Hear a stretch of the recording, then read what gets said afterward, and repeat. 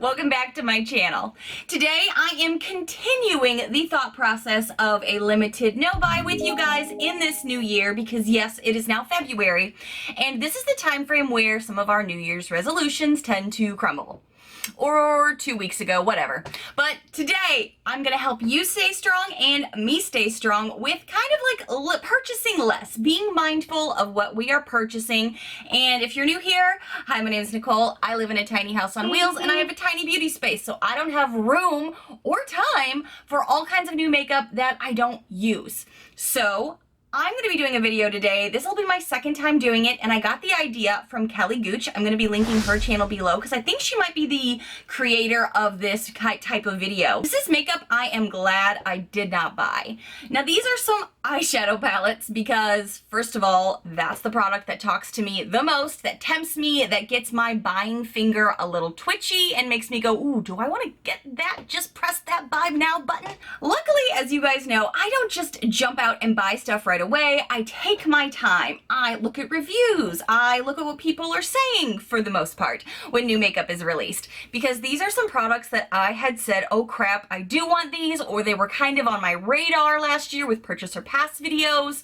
So I'm going to be letting you know some eyeshadow palettes that I am glad I did not purchase. Now, some of these might be unpopular opinion, and that is okay because I know some of you have some of these eyeshadow palettes in your collection. So let us know below if they are worth the money or if you think you would recommend them. But these are things I am glad because of my beauty space and how much makeup I already have and that I love and want to go through.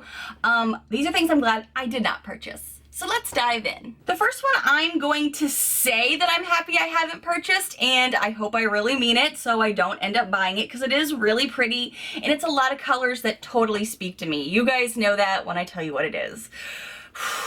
It's like reliving it, and I know it's still out there and I could buy it. So I'm just talking myself out of it essentially while doing this video. This is the ABH Noir Vina Volume 3 palette. I saw this baby online and then I made the mistake of accidentally seeing it in person. This eyeshadow palette is the color of my soul.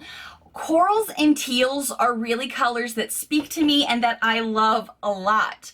So when the Noir Vina line started coming out, I still wish that there was a better definition when they were releasing these palettes, like what they meant, because they were actually not Anastasia Beverly Hills. This is her daughter Noir Vina. It's a whole thing, whatever. I'm just looking at makeup at the moment. That Noir Vina Volume 3 is so pretty and so colorful, but it also has some neutrals in it. So I was like, that could do a lot of colorful looks or natural looks when I was originally looking at it. But I didn't buy it. I did see it in person and I did end up swatching it a little bit just to get some ideas on it because this one is so pretty. Honestly, the size of that sucker is the first thing that made me go, I don't think this is gonna work for me. This thing is like as big as my big head with a lot of hair, and it's just gonna be really hard to store. And as many of you know, I love eyeshadow palettes. I have no want for eyeshadow palettes, colorful, neutral, or otherwise, because I have a lot. I get a lot from BoxyCharm, I get a lot from my own purchases. There's a lot going on in this tiny beauty space. So the size was the first thing that really made me go, I just don't know. And then when I swatched it, and now again, swatches are not the same as eye applications and wear time. It's totally different. But when I did swatch it, when I saw it in person, I believe I was at Ulta or Sephora at the mall, I really did be mindful, and it was hard because I was looking at it and I'm like, you're so pretty. The size of that sucker is really the thing that stopped me, and when I swatched it, it wasn't as buttery as I was kind of hoping it would be. Now, yes, the Anastasia formula is more of a powdery one, so it blends beautifully on the eye, so I know it does. But I'm over here on the Anastasia Beverly Hills Instagram, and they have the 3 big palettes posted, and they posted it towards the end of last year, and they were saying, you know, which one do you love the most? And people were just saying how much they do love it. And some people were just buying it again 6 weeks ago. But I am glad I did not get this, just because even though I know a lot of people really do love that palette or that palette trio, I think they even have minis or something now, I don't have the room for it. And if I keep looking at it deeper, I do have a lot of those shades, or at least close to those shades. So I just need to be glad I did not get this palette because it is just too much. And I have so much in my collection that I'm currently still like rotating through. So glad I passed on that, and sometimes I need to remind myself of that. So let's move on to the next one. Can we talk about the Gingerbread Extra Spicy palette for a second? Just for a second. Do you remember that guy? There was the first gingerbread palette that everyone really loved. It's when the gingerbread theme came out like 2 years ago. It was such a big thing. Pumpkin spice latte, that whole thing in the fall. That's when that came out, and the original one was very tempting, and that's the one that's still kind of like, every now and again, I'll see it like out and I'll be like, I see you, but I don't have time for you. I can't. But then the extra spicy one came out and I was like, oh, well, maybe. And then I looked at the palette and I was kind of disappointed in it. And I honestly just kept thinking the original looked better. And then I remember when I did the video and I talked about the Gingerbread Extra Spicy palette, some people thought it was really pretty looking, but other people were like, I got the original and that one looks more like something I would wear. So I have to say the Extra Spicy palette, as much as I like the idea of like a continuation of that gingerbread spice saga, the Extra Spicy just didn't do it for me, and it didn't do it for a lot of you guys as well. A lot of you said it just looks blah. Did you get that one? And do you have the first one? Which one do you like better? Because the first one is the one that still kind of whispers to me in my sleep, don't you want me? I don't need you. I don't need you. I don't need you. This one is also one that I still think is pretty. I still really do. But if I'm gonna get really real with myself, I would not reach for this nearly as much as I would like to think I would. And that is the Honey collection from Urban Decay. This is specifically about the Naked Honey palette. This is that yellowy gold, rich colored eyeshadow palette. And I know a lot of you have already told me that you love it. Like love it. I know. Talking myself down from it even as we talk, because I know I'm not going to reach for it. A lot of people could make that pretty, and I have seen it on Instagram looking as pretty as I think it would be. But the reality for me, I have so many shiny, pretty, amazing things in my eyeshadow palette drawer that the reality is I know I would only use it a couple of times and then it would start to get stacked backwards. The size of those palettes, but also knowing how much I would frequently use those golds. I know a lot of people would look amazing in golds continually and they would probably make that their go-to look every day. Whereas I know I like some variety. Sometimes I want to be a little bit more natural. Sometimes I want more bold. Sometimes I want more glitter or shimmer or whatever. So talk myself down. You won't use it. You won't see pan on it. So why use all that money that you could be using for something else that you know you'd use more? That's how I gotta think of this. Do you guys ever do that? Do you like see it on Instagram and you're like, oh my gosh, this girl looks stunning in this. I should get that and wear it every day. And then you get it and then you don't ever use it as much as you think you would?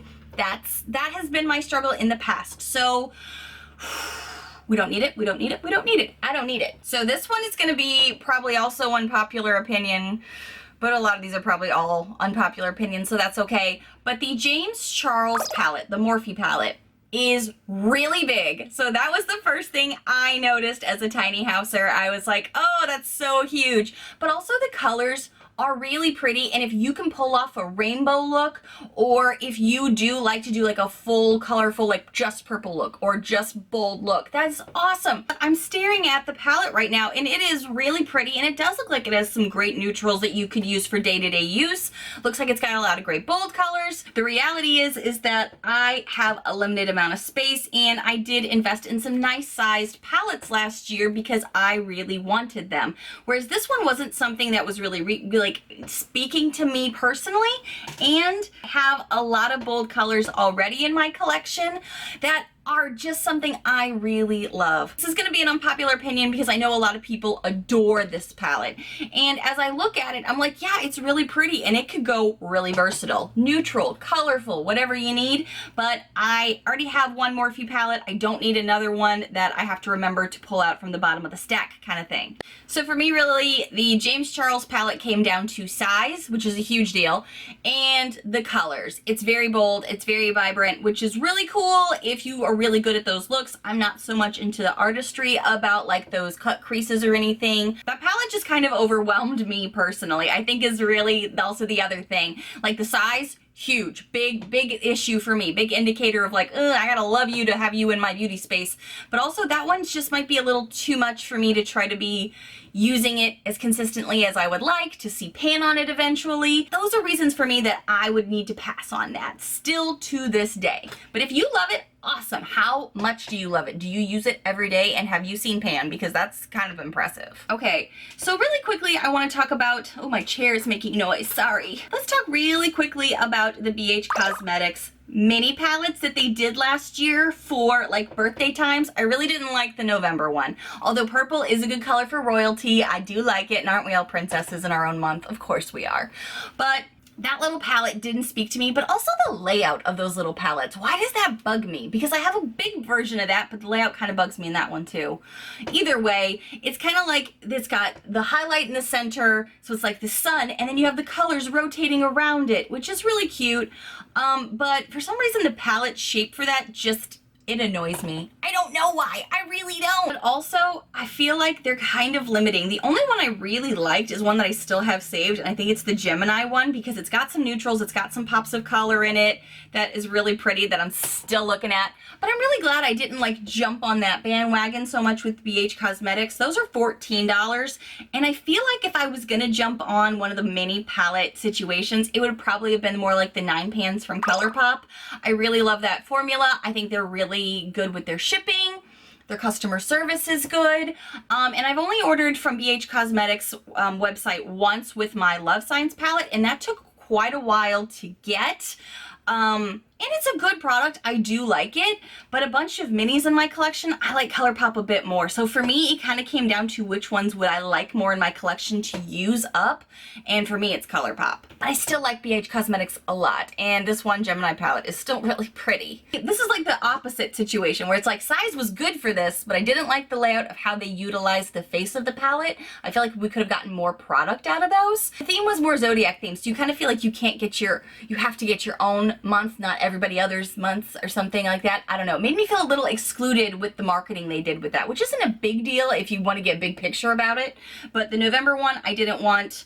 There were some other months though that were really pretty. But again, I don't need so many things in my collection if I'm not going to use them all. And I really need to use the Love Signs palette more, I just realized, because I haven't touched that in a while with all these other palettes I've got. Again, this is why I do these videos, so we don't have too much excess. And one of the last ones I want to talk about, I forgot about this, but I had this saved because it was really pretty, and it was also from Morphe. So this one surprised me. This is the 35G Bronze Goals. Look how pretty that looks. And if you're like a summer girl or a sunny, loves the sunshine girl, this palette just gives you all of those bronze vibes. But first of all, the size, obviously that's going to be a factor that I'm talking about. You're not shocked at this point in the video. But if you really look close up at this palette, as I'm doing right now, I probably have a lot of those shades. I have a lot of neutral shades in my collection, and if you get down to it, that's what this is. Neutrals that are mattes and shimmers. Hold please. I have a lot of that. Exhibit A, Exhibit B, Exhibit C, Exhibit D, Exhibit E, Exhibit F, Exhibit G. I mean, do I really need to go through all of this with you? Probably not. I already went deep enough into the alphabet for you to know I have a lot of amazing eyeshadow palettes in here that all have neutrals that are mattes or shimmers or deeper or cooler. You know, I've got a lot of options. So when I really dug into that palette, I already had so much of it that it's like I don't need to add one more huge palette to my collection and then just add more stuff to get through. Keep in mind what you have, ladies. Keep in mind what you have in your collection, because the reality is if you look deep into your actual collection and compare to what you're like jonesing and salivating over, you may already have very similar dupe-ish things in your collection. Oh my gosh, if I did this for every single palette, I'm sure I would, maybe not the Naked Honey palette. Don't start talking about the Naked Honey palette.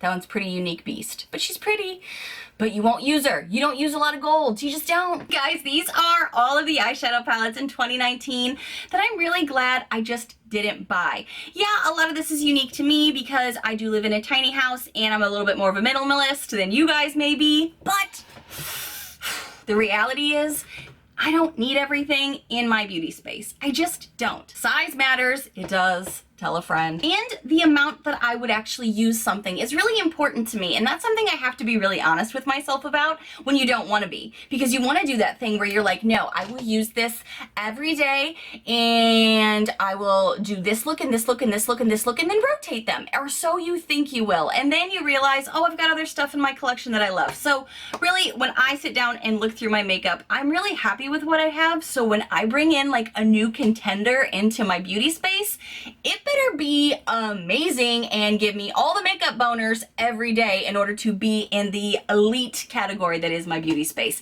And that's how I feel like we should think about our beauty spaces. It's not a wasteland of makeup. It's where the top contenders live and you get to use them every day. At least that's what I'm telling myself. Yeah, we're right after the Super Bowl, so I'm thinking sportsy things. Sorry. Thank you guys so much for watching and playing along with me on this makeup I'm glad I didn't buy. Tell me some things you're glad you didn't buy in 2019. Maybe they were the latest and greatest hyped product that everybody was talking about on YouTube and you were like, I don't get the hype. Or maybe it really tempted you and you're like, oh man, I have all these things in here. I'm so glad I did not waste 60 bucks or 50 bucks or 40 bucks on that palette. Or maybe it's a foundation, maybe it's a highlighter. Let me know below so we can help each other out into really being mindful of what we bring into our beauty spaces.